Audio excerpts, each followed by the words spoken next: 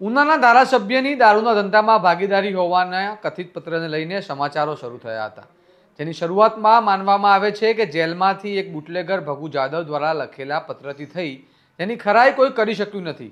પરંતુ હવે આ મામલે વધુ એક ચોંકાવનારો વળાંક આવ્યો છે. પૂર્વ ધારાસભ્ય પૂજા વંશના કહેવા મુજબ તેઓએ આ પત્રને લઈને કેટલાક પુરાવા મેળવ્યા છે, જે ગંભીર બાબત તરફ ઇશારો કરી રહ્યા છે. પૂજાભાઈના કહેવા મુજબ આ પત્ર લખનાર બુટલેગરના ભાણેજે ધારાસભ્ય કેસી રાઠોડની ઓફિસે પત્ર મોકલ્યો અને તેનો વિડીયો પણ આવી ગયો છે, જેથી હવે આ મામલે રાજકારણ ફરી ગરમાયું છે. વિગતે વાત કરીએ પૂર્વ ધારાસભ્ય પૂજાભાઈ વંશે શું કહ્યું તેના વિશે.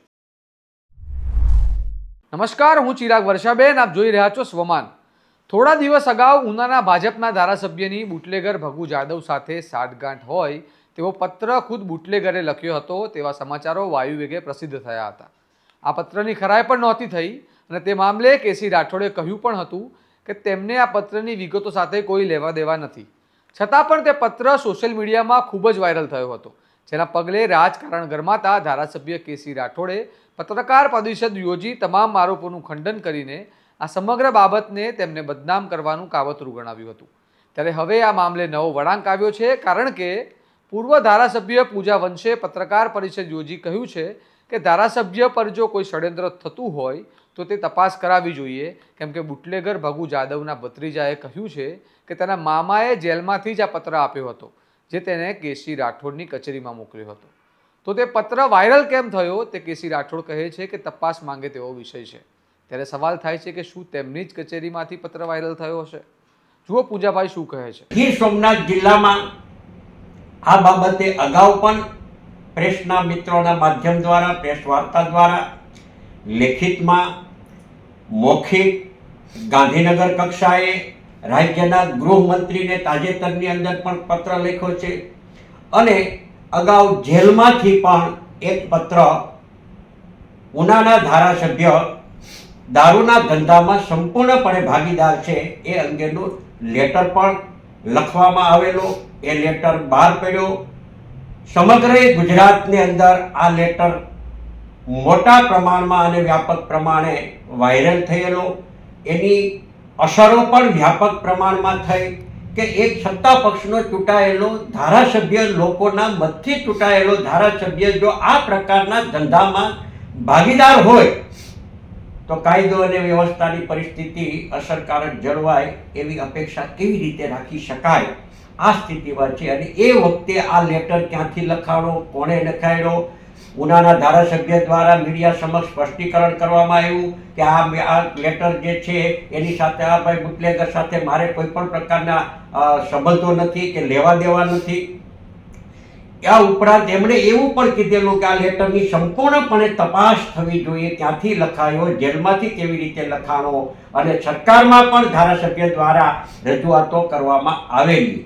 આ લેટરના અનુસંધાને મારી પાસે જે વિગતો જે આવી છે એ વિગતો અને જે પુરાવા જે આવ્યા છે એ આજે હું પ્રેસના મીડિયાના માધ્યમ દ્વારા હું આપશ્રીને આજે લોકો સમક્ષ સાચી હકીકત છે એ લોકો વાસ્તવિકતાથી વાકેફ થાય એના માટેનો આજની આ પ્રેસ વાર્તામાં હું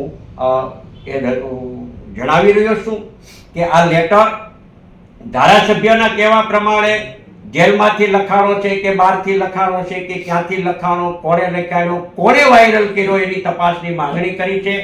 ભાજપ સાથે જોડાયેલા લોકો દ્વારા આવેદનપત્રો પણ અપાયેલા છે અને મેં પણ માંગણી કરી છે કે આ લેટરની તપાસ થવી જોઈએ. બુટલેગર ના ભાણેજ દ્વારા આ લેટર જે છે ઉના પોસ્ટમાંથી ધારાસભ્યના નામે મોકલવામાં આવ્યું અને જે મોકલવામાં આવ્યો છે અને પોસ્ટની અંદર જે એમણે મોકલ્યું છે એની પણ રિસિપ્ટ જે છે એ પણ હું તમને બતાવું છું કે આ રિસિપ્ટથી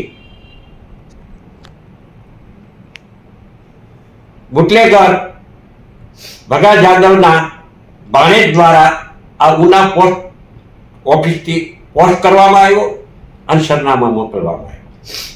આનાથી વિશેષ પોતે એમ કહે છે કે મને કોઈ જાતની કઈ ખબર નથી.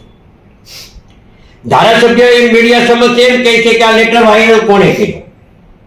હવે આ વાસ્તવિકતા હતી, દૂધને દૂધ અને પાણીનું પાણી થઈ ગયું છે કે લેટર જે છે એ ભગા ઉકા જાદવ મારફત જ લખાયો છે. એમ અને એ જ એમના ભાણેજને આપ્યો છે. એમના ભાણેજે ઉના પોસ્ટમાંથી પોસ્ટ કર્યો છે. આ એના ડોક્યુમેન્ટ પુરાવાઓ છે અને ધારાસભ્યના સરનામે એને ઓફિસે મોકલવામાં આવ્યો છે. હવે આ લેટર ત્યાં પહોંચી ગયા પછી સવાલ એ છે કે આ લેટર વાયરલ કઈ રીતે થયો, કોણે કર્યો? તો જેને મોકલ્યો છે જેલમાંથી સીધો વાયરલ નથી થયો, એ સાબિત થઈ ગયું છે. લેટર જેને પોસ્ટ કર્યો છે એ પોતે એમ કહે છે કે મેં કોઈ વાયરલ કર્યું નથી, વિડીયો મૂક્યો નથી કે વાયરલ કર્યું નથી. એ પોતે કહે છે મેં તો કાગળ સીધો પોસ્ટ કરી દીધો છે. તો આ કાગળ, આ લેટર છે એ વાયરલ ક્યાંથી થયો? તો આનો અર્થ તો એ જ થાય છે કે ધારાસભ્યની ખુદની ઓફિસમાંથી આ વાયરલ થયો છે. એ પણ એક સવાલ પેદા થાય છે. આ સિવાયના ઘણા બધા સવાલો જે છે એના સવાલોના જવાબો હજી સુધી મળ્યા નથી.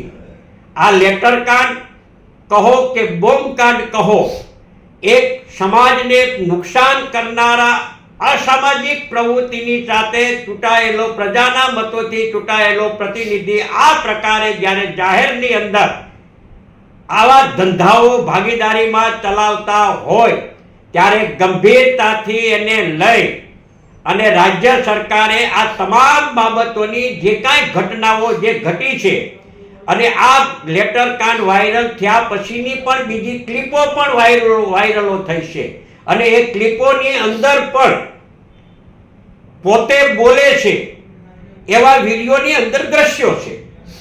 તો ધારાસભ્યએ ખુદે ખુલાસો કરવો જોઈએ, પોતે સ્પષ્ટતા કરવી જોઈએ કે આ વિડીયો જે વાયરલ થયો છે એ વિડીયોમાં હું નથી. આ વિડીયો કે એમ કે હું ફેક વિડીયો છે, તો ફેક વિડીયો છે તો સરકાર પોતાની છે તો એને પોતાની તપાસ કરાવવી જોઈએ અને ફેક વિડીયો છે એ સાબિત કરાવવું જોઈએ. એનો પોતાનો અવાજ નથી એ એમણે સાબિત કરી દેવું જોઈએ. ક્લિપો વિડીયો વાયરલ થઈ છે. હવે નવો વળાંક આવતા પ્રશ્ન થાય છે કે ખરેખર આ પત્ર વાયરલ કરનાર કોણ હશે? આ મામલે પૂર્વ ધારાસભ્ય પૂજા વંશે પોતાની પ્રતિક્રિયા આપતા કહ્યું છે કે કોઈએ ધારાસભ્યને બદનામ કરવાનું કાવતરું ઘડ્યું છે. રાજ્યમાં ભાજપની સરકાર છે અને ધારાસભ્ય કેસી રાઠોડ પણ ભાજપના છે, તો આ મામલે યોગ્ય તપાસ થવી જ જોઈએ. જનપ્રતિનિધિ પર આવા ગંભીર આક્ષેપો લગાવવા અયોગ્ય છે. હવે સત્ય બહાર આવશે તો જ લોકોમાં તેમનો વિશ્વાસ બચી શકશે. પૂજાભાઈના નિવેદન સંદર્ભે અને સમગ્ર ઘટના સંબંધે અમે ધારાસભ્ય કેસી રાઠોડનો સંપર્ક કરતા હાલ તેમણે આ મામલે પ્રતિક્રિયા આપી નથી, પરંતુ તેઓ પૂજાભાઈનું નિવેદન જોઈને આવતીકાલે જવાબ આપશે તેવું જણાવ્યું છે. માટે જ્યારે કેસી રાઠોડ પોતાની પ્રતિક્રિયા આપશે ત્યારે આ અહેવાલને અપડેટ કરી આપના સુધી પહોંચાડીશું. તો તમે આ મુદ્દે શું કહેશો અમને કમેન્ટ બોક્સમાં જરૂર જણાવો. આવા વિગતવાર અહેવાલ જો તમને પસંદ હોય તો ચેનલને લાઇક, શેર અને સબસ્ક્રાઇબ કરવાનું ભૂલતા નહીં. આ વિડીયોને વધુમાં વધુ શેર કરો અને જોતા રહો સ્વમાન. નમસ્કાર.